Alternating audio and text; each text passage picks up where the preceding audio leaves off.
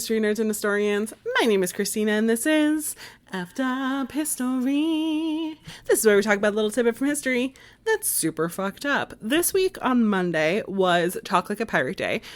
So naturally, we have to talk about pirates. My pirate accent is not great, so this is how I contribute to the national holiday. For any of my non-American listeners, it isn't really that big of a deal. We just like to have fun and focus on these things sometimes so we can ignore the complete dystopian hellscape that our country is devolving into. So in 2 separate classes this year, I've been able to pick topics to write these research papers on. I took a class on colonial American history and then a class on ancient China. I was able to write papers about piracy for both because piracy, while it existed in both of these regions, is very different in a lot of ways. And so I, in doing these research papers and whatnot, have kind of become this is a niche topic that while I couldn't at all consider myself an expert in the history of piracy, I've done a lot of research into the history of piracy. So I'm going to sort of divulge some of that information onto you before I talk about 3 female pirates, Anne Bonny, Mary Read, and Cheng Shih, but also known by other names as well that we will talk about. I will warn you now that this might be all over the place because it's such a complex history to look into the history of piracy, and there's just not enough time because I've read books for these term papers that were hundreds of pages long and literally talked about 80 years of history in one region. So without further ado, sit back, relax, and practice your oh good god what the fuck faces.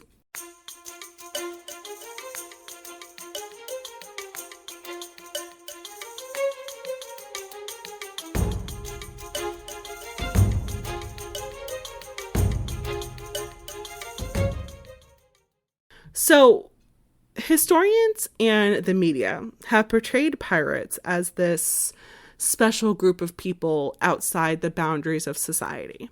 I mean, I think almost all of us have watched Pirates of the Caribbean and seen this kind of grandiose lifestyle of these essentially Robin Hoods of the sea or whatever that steal from the rich and often corrupt officials and then distribute it amongst their peers. And while this is something that I guess we can kind of interpret aspects of the reality of piracy being true like this, when you actually look at the historical analysis of piracy, a very different picture is painted. So in 1949, a man named Hubert Deschamps wrote a book that translates to The Pirates of Madagascar. And he describes pirates as one of my favorite quotes. He says, quote, "A unique race, born of the sea and a brutal dream. A free people detached from other human societies and from the future, without children, without old people, without homes, without cemeteries, without hope, but not without audacity. A people for whom atrocity was a career choice and death a certitude of the day after tomorrow." Then there are other historians like J.L. Anderson who liken pirates to microparasites, saying that pirates are human groups that draw sustenance from the toil and enterprise of others, offering nothing in return. And then there are historians like Mark Hanna who completely blow the idea of piracy out of the water, so to speak. And he says that he doubts that pirates even existed to the extent that popular culture and common belief depicts, saying that it was more likely that individuals engaged in acts of piracy in essentially this consumerist war in the 18th century, and then went on to become respected members of society once they obtained their wealth through their crimes at sea. Now, of course, there are people like Blackbeard the pirate who had this profession as a pirate, but it seems like a lot of the people that were on his ship and ships like his were just engaging in acts of piracy just to get by. Now, these definitions and ideals are about Atlantic piracy. They cannot be applied to Chinese piracy, which we're going to talk about in a little bit. So James E. Wadsworth states that using the term pirate or piracy when referring to those on the outer edge of Chinese society is extremely problematic, and says that it represents an acceptance of the establishment narrative and Western mistranslations of Asian terms that do not necessarily mean pirate in the modern legal sense of the word. So we'll talk about Atlantic piracy first, because I think that's one that a lot of people are more familiar with, just from the way that popular culture depicts it. And then we'll talk about Chinese piracy, or just Asian piracy in general, because we'll also talk a little bit about Japanese and Korean pirates as well. So piracy is not something new. Since pretty much we took to the seas as a human race, there have been pirates. So some of the first documented cases of piracy go back to 14th century BCE. This was in the Aegean and Mediterranean seas. It's even mentioned in like the Odyssey and the Iliad. Some of the biggest ancient pirates were the Phoenicians and the Illyrians. And by Illyrians, I don't mean the bat-winged people from the Akatar books by Sarah J. Maas. Just another name that she has stolen from history and mythology and completely changed everything having to do with it. Don't get me started on this because I will devolve into a rant about how dare she take the name the Morrigan and turn her into this blonde piece of trash that treats people like garbage when the Morrigan is one of the best and most badass deities from Celtic mythology. Julius Caesar was also captured by pirates. And then you have the Vikings who were pirates. Now, Viking is the name of a Norse profession, not a group of people who raided and invaded and pillaged and plundered. So they were Norse people who had the profession of Viking, which is very similar to pirates. Even American history and the institution of slavery has its ties to piracy. When in 1619, a privateer took over, most likely a Portuguese ship, and took all the cargo, of which included human cargo. This privateer then brought the 19 enslaved Africans to Jamestown, where they were then sold, and we don't know what happened to them afterwards. But this is the first instance of many people bringing African enslaved people to the British colonies.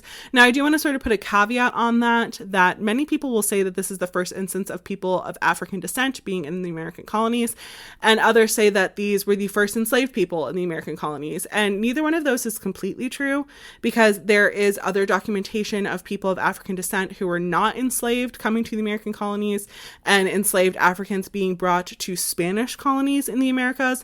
Also, a lot of indigenous people were brought to enslavement. And I feel like that is often very much overlooked and forgotten in American history.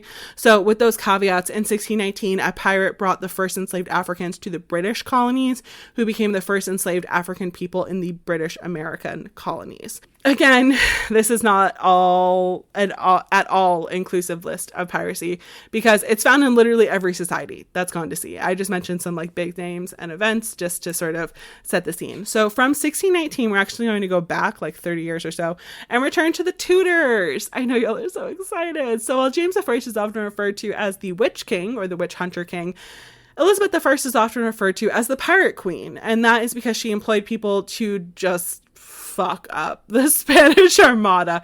To be fair, she was not alone in this. The Dutch and French would also do this, but these people were not called pirates. They were called privateers. So privateers were essentially legal pirates. They would often receive letters of marque that they could purchase that would then give the captain permission to defend his ship, but also permission to capture any enemy ship of any nation that you were at war with.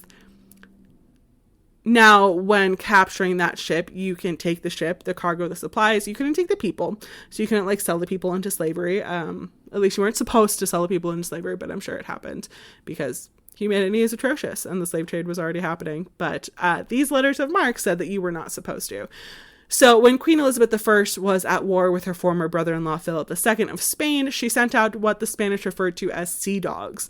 These were privateers who, with the permission of the Queen herself, would go and attack and plunder Spanish colonies and ships. They would interrupt the trading and profit immensely. Names of some of these privateers that you may have heard before are Sir Francis Drake and Sir Walter Raleigh. These privateers are largely one of the causes of Philip II being unable to build up the Spanish Armada enough to invade England. Now, a lot of these privateers were of the mindset of like every motherfucker for themselves, right? So they didn't really work together. They weren't like this cohesive rogue navy or anything like that. So they weren't able to completely debilitate the Spanish Armada, but they were definitely a problem for a while for Spain. So again, not at all inclusive history of piracy. We're going to fast forward a little bit to what is called the Golden Age of piracy. So most historians say that the Golden Age of piracy is from like 1650 to 1730 in the Atlantic, but the part that is very important in terms of the Atlantic after the War of Spanish Succession. So starting around like 1715, there were a lot of people who are now finding themselves unemployed. During the War of Spanish Succession, there were a lot of privateers, and now that the war was over, you had a lot of those people whose entire lives were at sea, who engaged in acts of piracy, legal or not, in time of war. And now, what are they going to do? So they went from legal pirates to illegal pirates. Now, piracy is one of those professions that just sort of like kept breeding more the more that they did it. So being a sailor was tough. Beatings were common, food was terrible, often scarce. Rum was limited, and wages were often not fair. Samuel Johnson said that being a sailor was like being in jail with the chance of being drowned. So when a pirate took over a ship, there were a few things that happened as far as I've read. So often the people would come in and capture the crew and ask if their captain was a good guy. Then they would often just like maroon them somewhere and maybe hold them for ransom if they were a good guy. If they weren't a good guy, then they would just kill him. They would shoot them or torture them, or the infamous plank walking, and then the crew would often be given the chance to join them as well. Because one thing that's relatively positive about piracy in today's view is that at least they were democratic. Marcus Rediker says that the most democratic place that you could find in colonial America was on the deck of a pirate ship. The captains were elected by the crew. There was someone who had the job of quartermaster, and his job was to make sure that the captain didn't get too corrupt. The captain wasn't allowed to decide the spoils of war, or whatever you want to call it. It was the quartermaster who did that. And the captain didn't get anything more than the person who swapped the poop deck. And I think that this is kind of where we get the idea that they're like the Robin Hoods of the sea, because pirates who were executed in Boston painted themselves that way. A lot of people who worked on pirate ships were also people who were intended to be sold into slavery. So you often will find pirates in areas where slavery was very common, or along the Atlantic slave trade, because the cargo that you would find along those routes were extremely lucrative, as fucked up as that is. And now there were pirates who would take these people who were destined to be sold and then sell them and profit immensely off of it. Because pirates were not good people as a whole. Like, yes, they were democratic, but they were criminals on the sea. But sometimes there would be captains who would board a ship, do their whole thing of like, how is your captain? Okay, cool, yada, yada, yada. And then offer to the crew, do you want to join us? And extend that to the people who were supposed to be sold. So some historians say that about a quarter of pirates during this time were of African descent. Another marginalized group that you will find on a pirate ship was women. An often untold part of history is that women were in the Navy and in the Army. They were just dressing up as men and like channeling their inner Mulan or whatever. And you see this on pirate ships as well, which brings us to Mary Read and Anne Bonny. So in 1724, there was a man named Captain Charles Johnson, and he wrote a book called The General History of Pirates from their first rise and settlement in the islands of Providence to the present time, with the remarkable actions and adventures of two female pirates. And then in big giant letters, it says Mary Read and Anne Bonny. And it was sensational that there were female pirates. And it just adds to that quote that I mentioned towards the beginning about the audacity of pirates, right? These individuals are without homes, without cemeteries, without children, without old people, without hope. But what they did have was the audacity. They had the audacity to go against the social norms. They had the audacity to be a democracy where the captain was elected and no decisions were made without group vote. They had the audacity of having checks and balances with officers like the quartermaster who kept the captain from becoming a tyrant. And sometimes they had the audacity to be members of marginalized groups.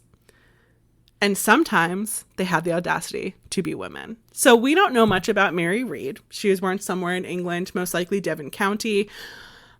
Actually, almost everything that we know about her early life is from Johnson's book, and it's pretty much propaganda. But it says that her mother was married to a sailor, that she had a son named Mark, and then that man abandoned her. And after a while, Mary's mother met someone else, but because she was still legally married, it was still considered an affair, and it is with that man that Mary was born around 1695. So the story goes that they kind of kept Mary's secret, and her half-brother actually died. So they dressed Mary up as him so they could keep receiving money from the boy's grandmother on the boy's father's side.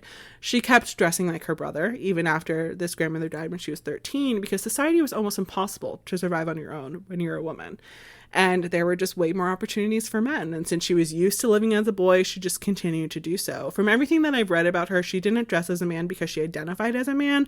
She dressed like a man because it got her by in life. Now, I don't know how accurate that is, because it's very common for historians to just like erase queer folk from history, or like play off their reality as like, oh, they weren't lovers, they were just friends. They weren't transgender, they just liked wearing men or women's clothes, you know? So to the best of my knowledge, she was a cis woman who dressed as a man to get by in society, but I feel like giving that little note because that's just based off of the source material we have from this time period, and the reality for Mary Read could have been very different.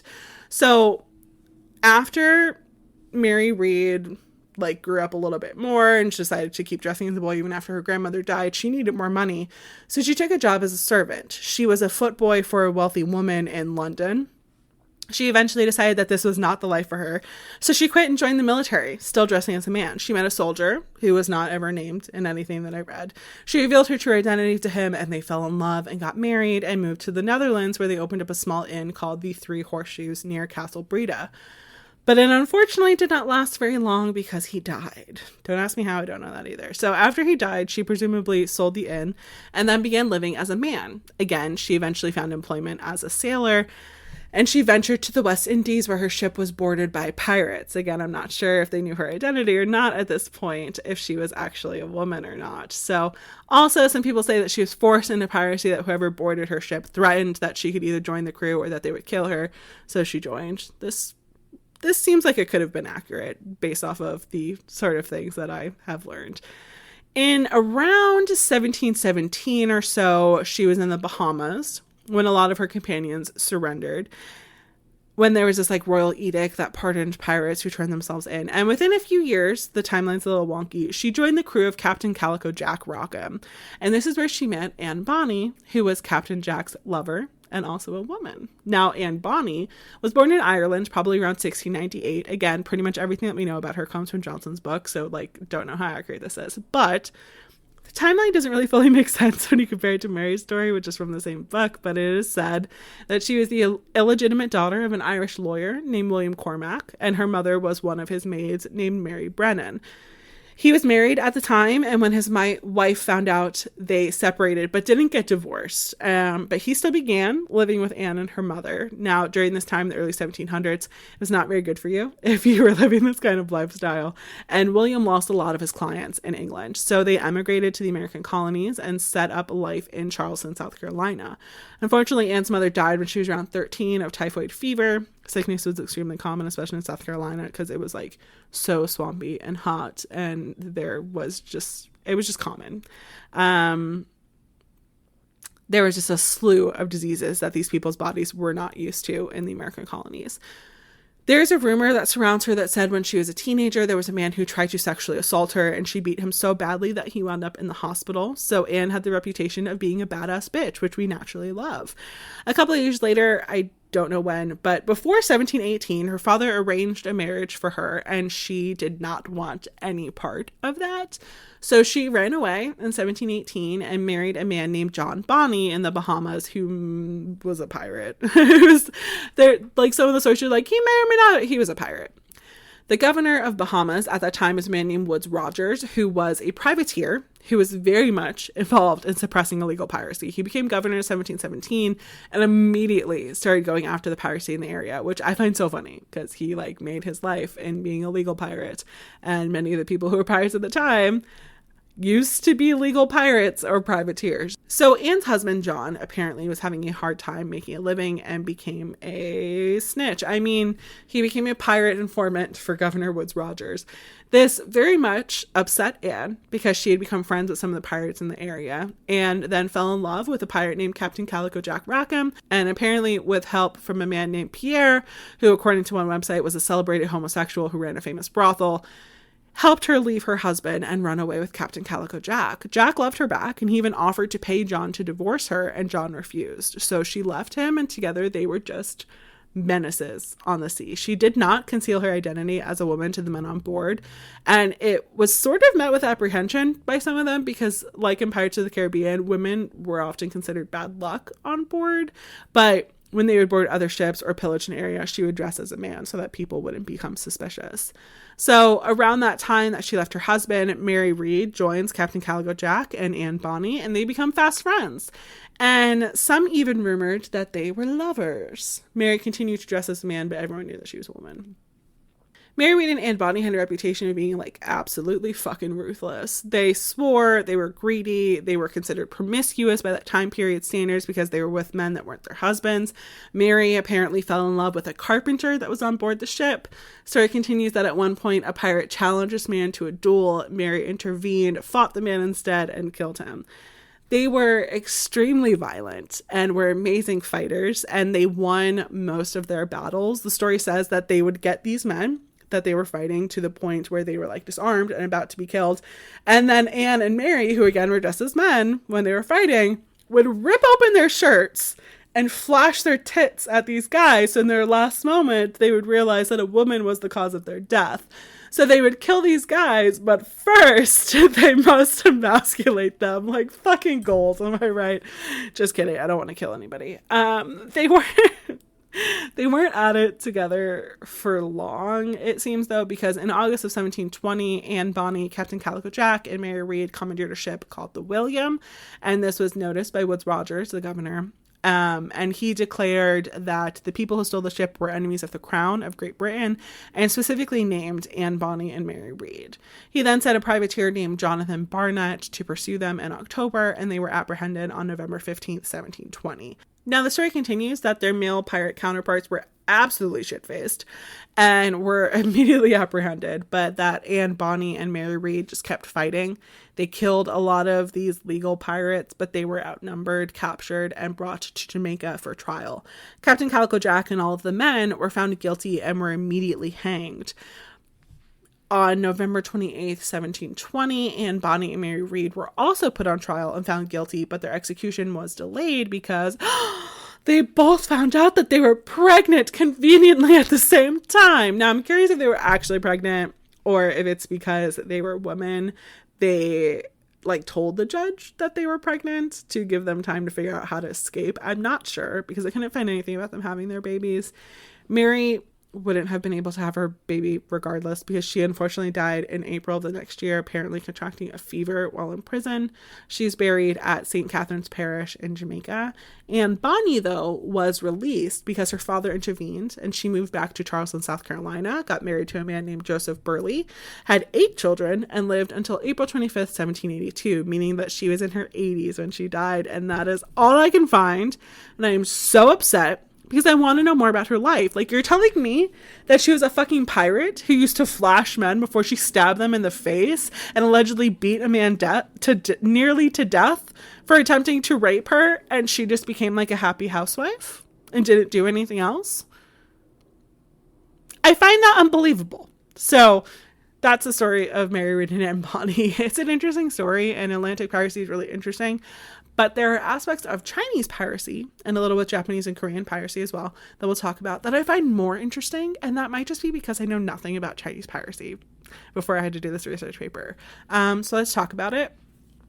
I'm probably just going to quote some of my paper directly because why not? I put the time in to write it. I have no problem self-plagiarizing. I'm also going to apologize in advance if I mispronounce any of these Chinese or Asian words. I do my best, but I can acknowledge that pronunciation of names and words in languages that I'm not fluent in is not an area that I am confident in. So again, concept of piracy and sea exploration was not something new in ancient China. Sea exploration largely started with tales of magic, which is right up my fucking alley, right? So the first large wave of piracy that's seen in Eastern Asia is in the 5th century of the Common Era. James E. Wadsworth argues that China, and into Japan and Korea as well, created a perfect geography for piracy because it had a great coastline and navigable rivers and a lot of resources and trade points. And then we see this uptick of piracy during the Jin dynasty, which was 266 to 420 of the Common Era, when they tried to unify China but had a really weak military, so it didn't last. And this weakness sort of mixed with the abundance that was found with trade, and this led to an increase in piracy.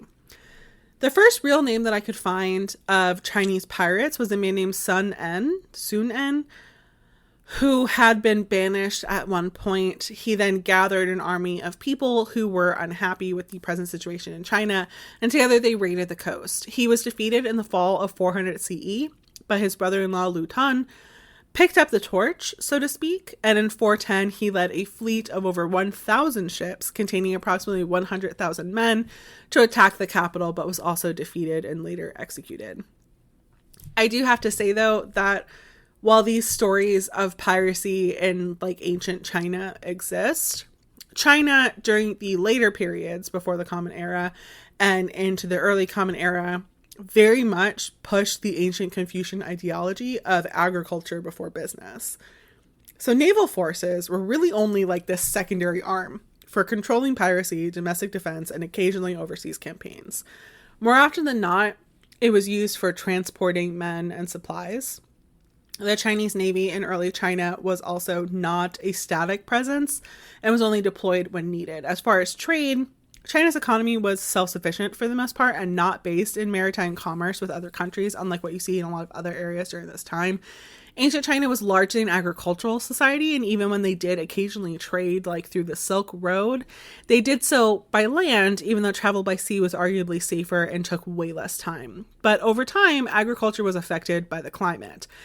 Areas that used to have abundant water supplies and fertile soil were finding the rivers were drying up. And by 1000 CE, areas that used to be like 675,000 acres of farmland were now only 30 acres of farmland. This decrease in land, combined with like civil wars that were happening in the area, led to a push for other means of living, and a rise in Chinese seafaring can be seen in like a direct correlation to this. So in the 1130s, the Chinese government began building up this stronger navy, reducing their river fleets to focus on the high seas to guard strategic vulnerable points along their coast. While they commissioned the building of new ships, they also leased merchant ships as well. In the year 1132, Zhu Yu, the imperial commissioner for the defense of the seacoast, requested the authorization to take over 500 ships from merchants who was like, this was met with a lot of opposition because it would cause the merchants hardship and could lead to revolt or destruction of ships. But a greater concern that began to arise that took up much of the Navy's time was the suppression of piracy. In 1127, the Jurchen steppe nomads took the capital city of Qifeng, and in result, pirates began feeling bold. They attacked merchant ships and pillaging coastal cities, and there is a large increase in piracy in 1130 and 1140s.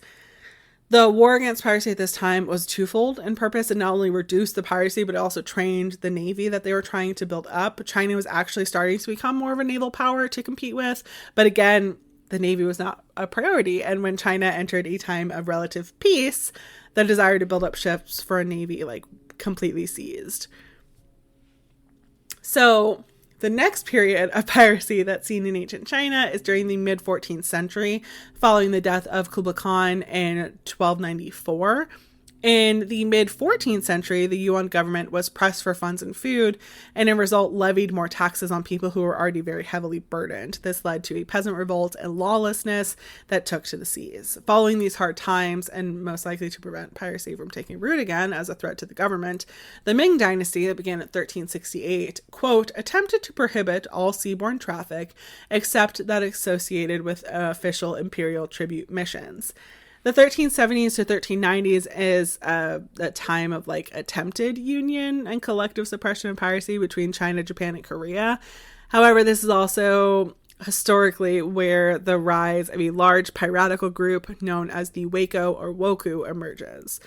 So something I found interesting was actually like what the term like woku meant. So woku became a term to basically refer to like non-agricultural and uncivilized part of society. It's a Chinese term that's quite pejorative and derogatory towards the Japanese, actually, that combines the character for dwarf and bandit. That combines the character of dwarf and bandit. Historically, it's been said that the Woku pirates were strictly Japanese, and so this terminology like made sense for the Chinese to call them that. However, most of the people who were on these pirate ships were actually Chinese. So in the 16th century, a man named Chen recounts being captured by Woku pirates and finding only 20 Japanese on board, but 50 Chinese from all over China. The Woku were a hybrid of people plying the waters of the inner sea who benefited from this cross-cultural pollination. The Woku had Chinese, Japanese, Korean, Siamese, Spaniards, Portuguese, and Dutch, amongst others, on board. These ships that had Chinese designs, Western cannons, and riggings that were navigated by Portuguese charts. It was just like a melting pot of all these different cultures on these pirate ships. So then the question arises, why have these people been historically characterized as strictly Japanese? And why are they going by this term that's derogatory towards Japanese people? Is it because the Chinese were attempting to unite under a common enemy? People who were aligned with Japanese, amongst others, were enemies of the state? I don't have the answer to that. It's literally just a question that I have. So this Ming period fought piracy into the mid-16th century until some of the trade restrictions were lifted, but it wasn't good enough to end piracy in China. In fact, it led to what many historians regard as the golden age of Chinese piracy, which was from 1520 to 1810. To compare to the West, the golden age of piracy found in the Atlantic is usually said to be from 1650 to 1730, but like 1716 to 1726 is really the heart of it, you know? So over the almost 300-year period of the golden age of piracy in China, there were no less than 70,000 pirates, compared to the maximum of around 5,000 pirates in the Atlantic. The golden age of piracy in China saw people who were forced into the life on the seas through poverty. These people were often men in their 20s to 30s who were unmarried or underemployed and in severe debt. They often found themselves on pirate ships because they would take any job that was offered to them just out of like pure desperation. So one area that's similar to the Pirates of the Atlantic is that most people that found themselves on pirate ships did not become professional pirates, but engaged in acts of piracy when they were in need of extra income. However, due to the prevalence of pirates, it was never hard to find a job within the fleet, and it often became essentially part-time work for a lot of people. The golden age of piracy did not only see job opportunities and prosperity for those engaging in acts of piracy, but also provided jobs and wealth for people all over China who traded and engaged in other business with pirates. While piracy was bad for the governmental economy, it was great for individual economy. So pirates also at times offered protection to merchants for a fee. So any ship and coastal town was subject to attack, but people could purchase safe conduct passes that would allow certain people to work and conduct business without impunity. Unlike much of China, the culture of pirates and seafarers did not share the dominant Confucian values of honesty, frugality, self-restraint, and hard work, but rather espoused deception, ambition, recklessness, and getting ahead by any means necessary. But it was just the realities of the seas, you know. The golden age of piracy in China did not only provide opportunities for men who were under or unemployed, but it also allowed opportunities for women that would not be seen in other parts of China or even the rest of the world. So many men would eventually marry, and their wives would then make their homes on the ships with their husband. These women would live and die as outlaws, and several of them became leaders of pirate fleets. So to compare once more to the Atlantic, and Bonny and Mary Read were not respected as women and would often have to disguise themselves as men, like we talked about, when they boarded ships or engaged in combat. But Chinese female pirates did not have to disguise themselves. As long as they were able to prove themselves and survive in this male-dominated world, they were respected and viewed as capable. Perhaps for women, piracy was the only way to be independent. It turned the patriarchal society upside down and challenged everything the state stood for. So even though piracy was violent and brutal and full of extortion and misdeeds, for women, it could have been one of the best options that was offered to them. And it certainly was one of the best options for Cheng Shih, also sometimes referred to as Zheng Yi Sao or Cheng Shih.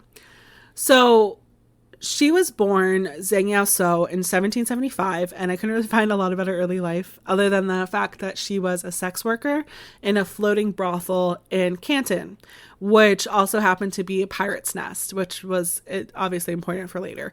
So she was known for her incredibly effective pillow talk and was able to influence men, and she was able to use this information to then wield power over everyone, really, and this attracted one specific man's attention, Cheng Yi. So in 1801, when she was 26 years old, she married Cheng Yi, who was a pirate descended from a long line of pirates. He led a large pirate confederation that consisted of 40,000 men and 600 ships split into 6 factions that each had its own captain and sailed under different colored flags. Cheng Yi commanded the largest of these factions, the one known as the Red Flag Fleet, that had over 200 ships, and they were just fucking terrors. The story says that Zheng Yi Sao was the co-ruler and was just as vicious as her husband. They robbed anyone and everyone. They stole silk, gold, silver, porcelain, tea, and then sold this to cities and ports along the coasts. They would also attack city and ports along the coasts. So I think it was just sort of this vicious circle that they would do. They were really well known, and she was very well respected as a pirate. Zheng Yi Sao and Cheng Yi had 2 children together, but tragedy struck the family in 1807 when during a typhoon, Cheng Yi fell off the boat and drowned. and this left his large fleet in need of a leader.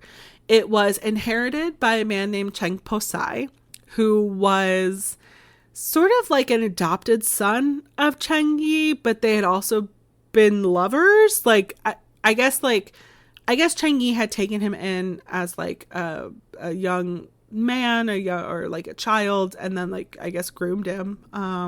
But this was like typical at that time. It's sort of like how in Greek society they would do this as well, from what I've gathered. Again, like, Chinese history is not my strong suit. It's also, Chinese piracy is not something that I would call myself an expert in, but from the research that I've done, this was like pretty typical.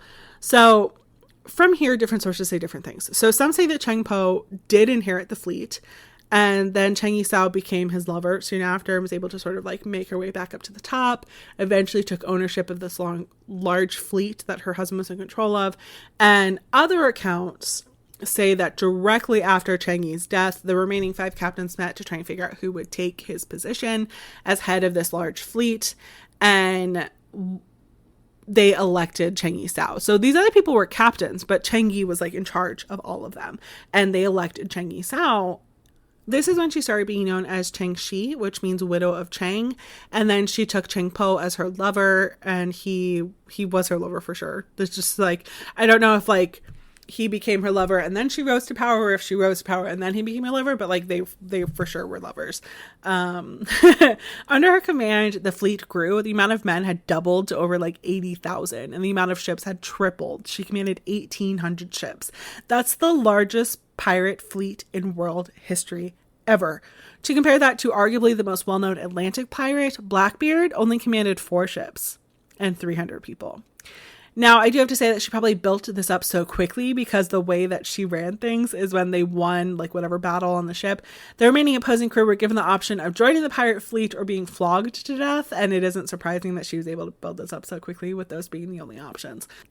Ching Shih established an intense set of laws to lead the fleet that largely could have been attributed to demanding respect as a woman.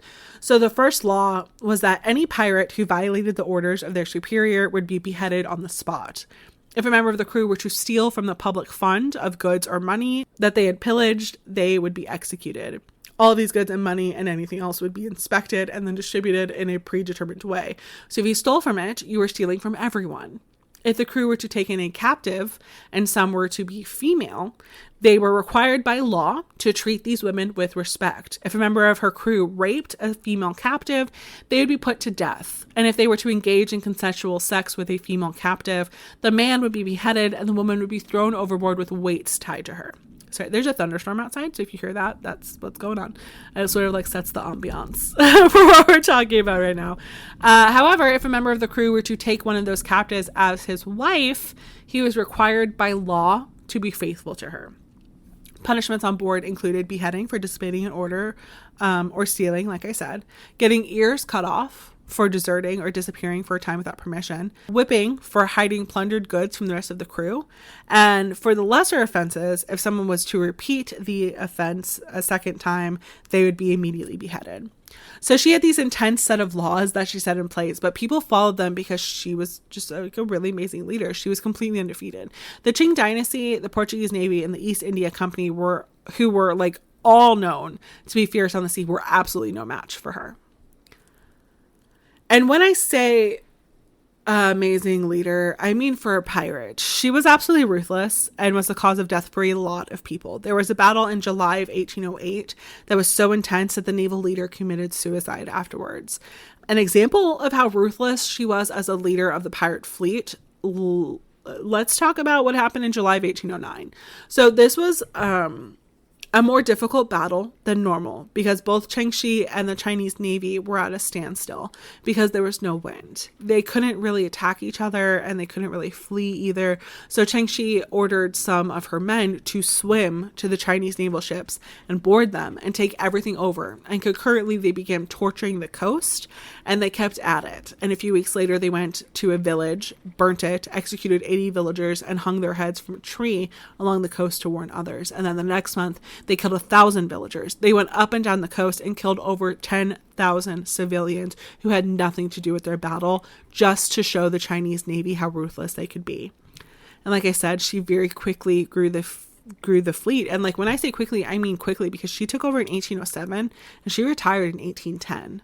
When she retired, there were starting to be like breakdowns in her fleet anyway. Her fleet was getting too large to actually be able to command. And there were a lot of dissenters, including a man named Kuo who did not like how much power Cheng Shih had. And he was jealous of Cheng Po, that he was like her second in command and her lover. So there was this battle in November of 1809, and they called for Kuo Tai's help, and he refused. And so in retaliation, Cheng Po attacked his fleet, and Kuo was victorious, but knew that he would most likely not be victorious again. So he surrendered to the Chinese government and received a full pardon and became a pirate hunter. Cheng Shih realized that like everything was falling apart at this point, so she sailed her entire fleet to Canton, marched up to the authorities, and on April 18th of 1810 demanded a pardon, and they gave it to her because the Navy just wanted to be done with pirates, and if this was how they had to do it, then this is how they had to do it, right? So she received a full pardon, was able to keep everything that she plundered, but had to give up her ships and her weapons. Her lover Cheng Po also received a pardon and then became her husband. He also became a pirate hunter that tracked down some of the people that used to be in their fleet. They then moved back to Canton, had one son together, and Cheng Shih, some people say, ran a brothel. Others say that she led a smuggling ring that was portraying itself as a gambling house, and just sort of like continued her life. We barely know anything else about her life. And again, I am so fucking frustrated with that because I want to know. You can't just be like a leader of the best pirate fleet in history, the biggest and most fierce and astounding pirate fleet in history, and then just become like a business owner and not do anything else. Like, it just does not make sense to me that you could do that, but apparently that's what happened. And she died peacefully in her sleep in 1844 at the age of 69.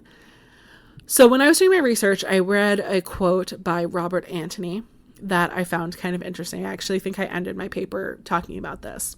Pirates have been depicted variously as bloodthirsty villains, treacherous rogues, sword-fighting heroes, champions of the poor, and avengers against injustice.